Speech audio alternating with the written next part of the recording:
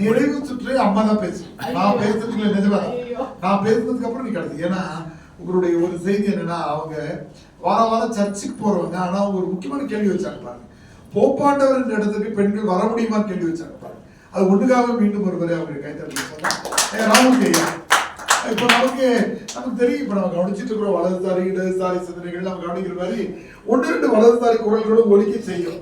அது ஒலிச்சாதான் நமக்கு எதிர் விடைகள் சொல்ல முடியும். ஐயாவுக்கு முன்னாடி நான் அப்படி சொல்றேன் நினைச்சிட வேண்டாம். ஐயா பேருக்கு அவங்க தோழி பேசுனதை ஒட்டி ஒரு 30 செகண்ட் சொல்லிடுறேன். நீங்க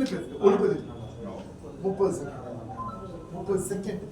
தமிழ் சினிமால வந்து நிறைய சூழல் மாறி இருக்கு அப்படின்னு நினைக்கிற தோழி. முக்கியமா வந்து இன்னைக்கு காட்சி தகவலியல் வந்து ஒரு பட்டப்படிப்பா மாறின பிறகு நிறைய பேர் அதை வந்து விரும்பி படிக்க வர்றாங்க.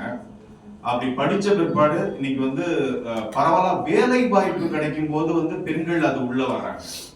சோ ஒரு நிரந்தரமான ஒரு வருமானம், ஒரு வருவாய் வருது அப்படிங்கிற போது அதை வந்து தங்களுடைய வாழ்க்கை தொழிலா எடுத்துக்கிறாங்க. அதுல முக்கியமா வந்து படத்தொகுப்பு, கிராபிக் டிசைன், ஒளிப்பதிவு, இதெல்லாம் வந்து பெண்கள் அதிகரிச்சுட்டாங்க இந்த துறையில.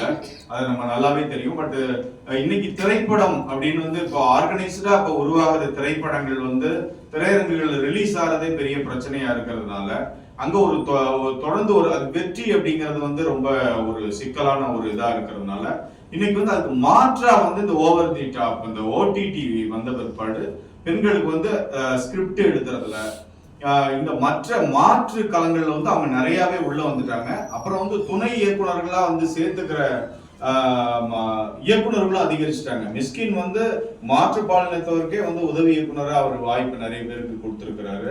அதே மாதிரி சுதா கொங்கரா மாதிரியான சக்சஸ்ஃபுல்லா இருக்கக்கூடிய பெரிய பெண் இயக்குனர்கள் நிறைய வந்துட்டாங்க. சுதா கொங்கரா கூட சொன்னா இதை வந்து ஆஃப் த ரெக்கார்டா வச்சுக்கோங்க.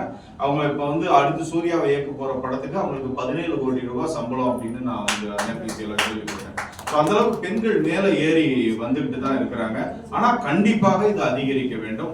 ஆண்மைய சினிமாவில் இது மெல்ல மெல்ல தான் நடக்கணும். அதை பெண்கள் தான் உடைக்கணும் தன்னுடைய திறமையின் வழியாக.